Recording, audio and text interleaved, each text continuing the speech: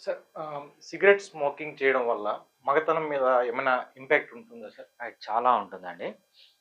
మనకు హార్ట్‌లో blood vessels black అయితాయి. దాన్ని మనము హార్ట్ అటాక్ అంటాం. తెలిసిపోతుంది. బ్రెయిన్‌లో బ్లడ్ వెసల్స్ బ్లాక్ అవుతాయి. దాన్ని ఏమంటామంటే పెరాలిసిస్ అంటాము. లేదంటే స్ట్రోక్ అంటాము.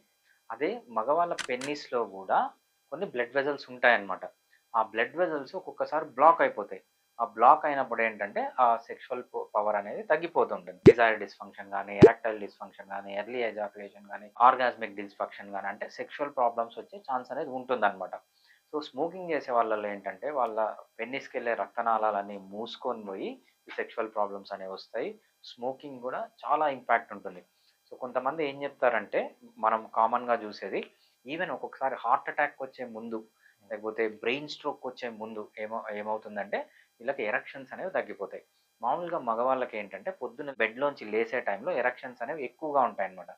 ఎవరికన్నా అని సడన్‌గా ఎరక్షన్స్ తగ్గిపోతున్నాయి, పొద్దున్న లేసే టైంలో ఎరక్షన్స్ అనేవి లేవు అంటే వాళ్ళు ఒకసారి టెస్ట్ చేయించుకోవడం మంచిది. ఎందుకంటే ఫస్ట్ ఇండికేషన్ ఎక్కడి నుంచి వస్తుందంటే ఎర్లీ మార్నింగ్ ఎరక్షన్స్ తగ్గిపోవడం వల్ల ఫస్ట్ ఇండికేషన్ వస్తుంది.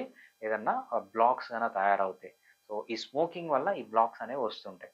స్మోకింగు, ఆల్కహాల్ తీసుకోవడం వల్ల ఇవి ఫస్ట్ సింప్టమ్స్ లాగా మనము చూడొచ్చు.